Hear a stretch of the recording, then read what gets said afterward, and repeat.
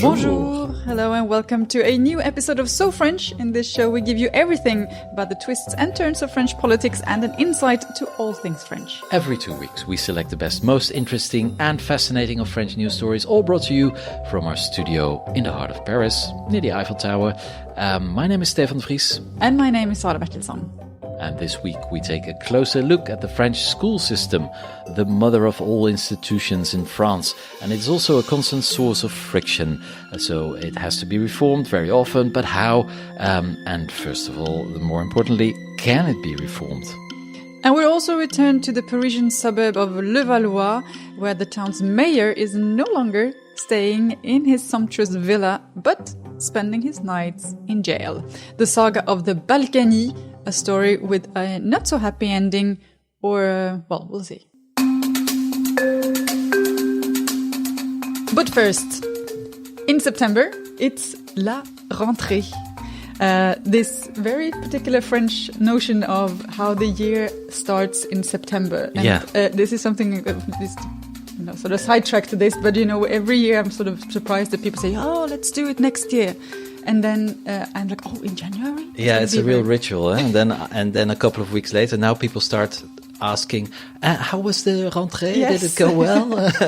So even after you leave school, this idea of the new year starting in September, it actually sticks with people far after they're traumatized, I think, with September.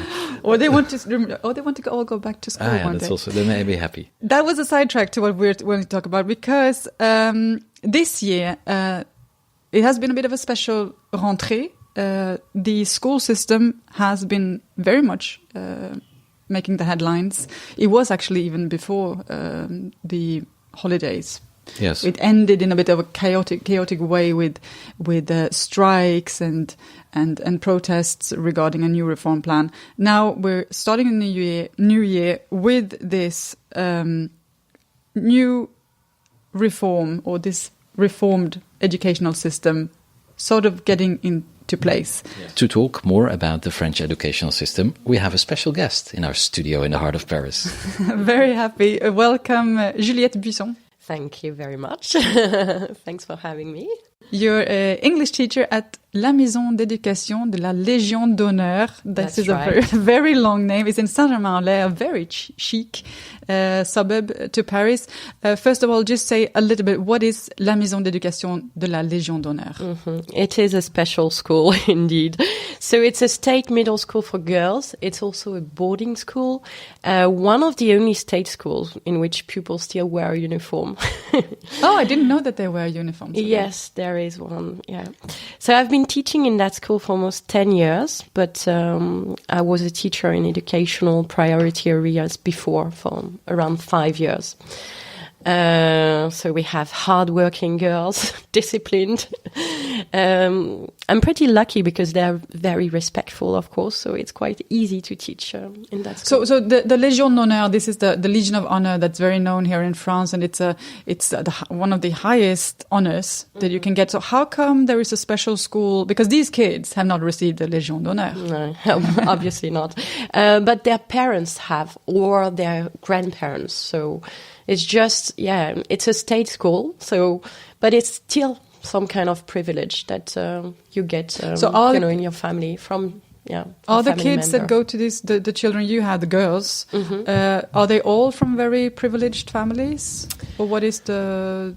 Well, a lot of them are, but we also have... So we have orphans, okay? Some people, some pupils are not well off at all. It's just because, somebody got that distinction in their family, but, a long time ago. Yeah, a long time ago.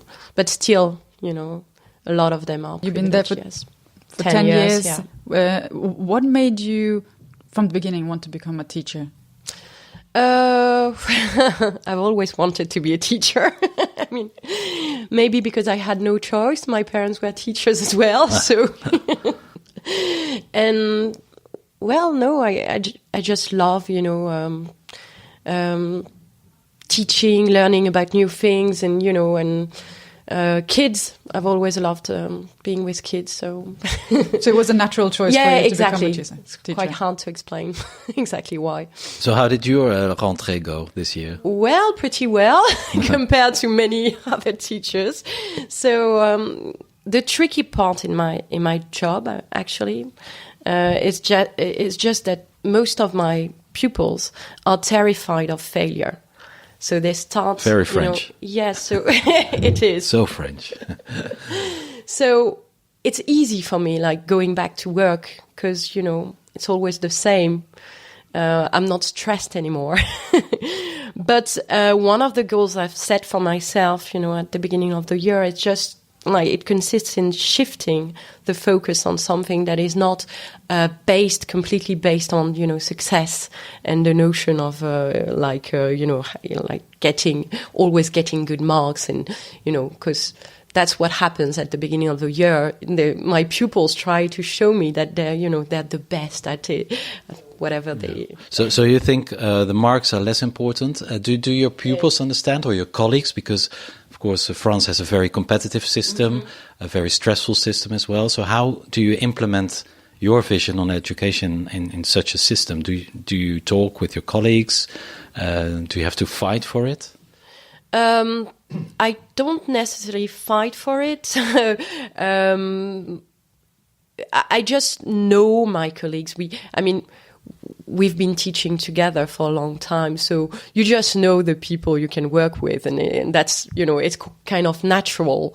So I would say like 50% maybe of the teachers at the Légion, work in the same way. They're interested like I am in learning about new things. So we kind of share our experiences. We try things, and since our pupils are really easy, so disciplined, and they're also happy to test, new things too. So it worked well. We just so for example, we try new techniques like flipped classrooms. Cross-disciplinary work using cognitive sciences, teamwork projects, with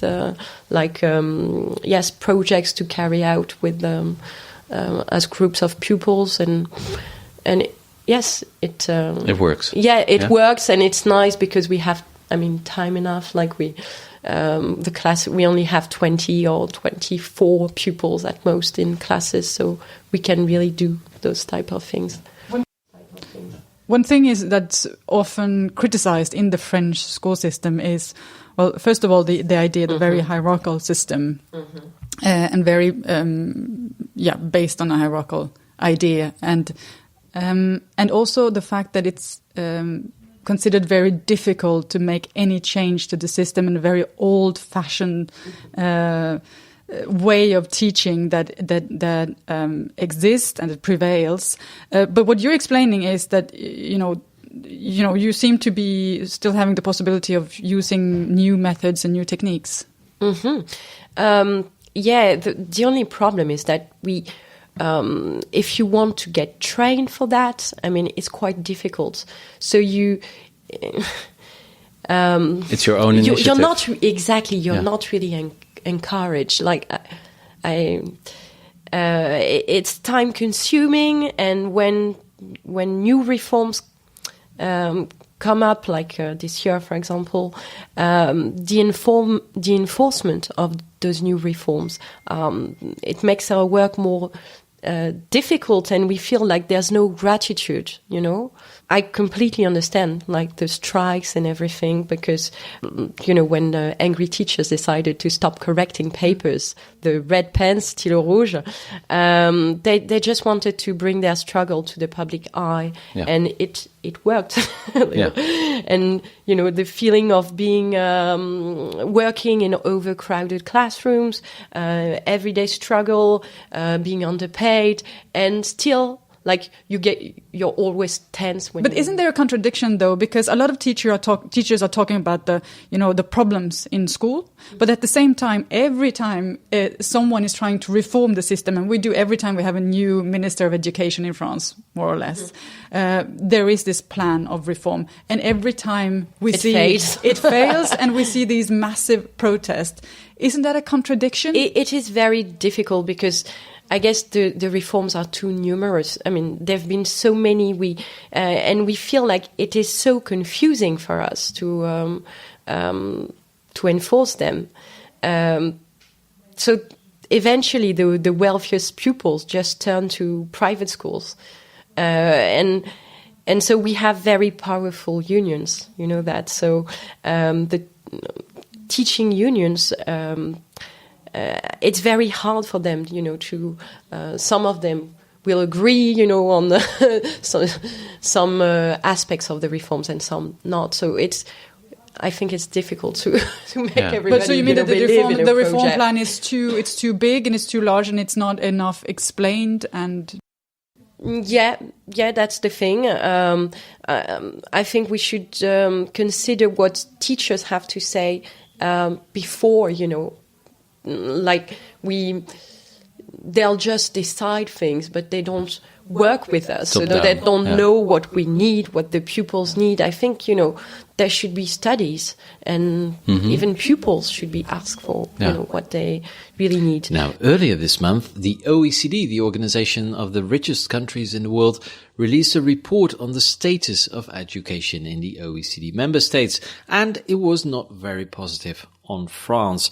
Let's talk now to Corinne Heckman. She is an analyst at the education department at the OECD, and she's also the co-author of the report, Education at a Glance. And she's on the line now. Welcome, Ms. Heckman.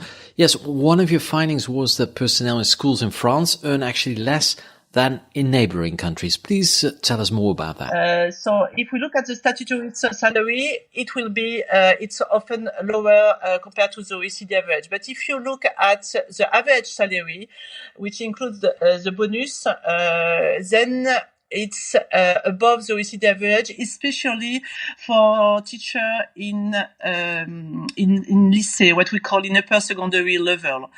Nevertheless, at primary level, and this is really an issue, even if it has increased slightly over the last years, the salary of a teacher in primary education is lower than the OECD average. And we know that it's really important to increase, to give more, to increase the salary of teacher at primary level. Now, we were just talking about the new reforms in the French educational system. Are higher salaries also on the agenda of the French government? Yes.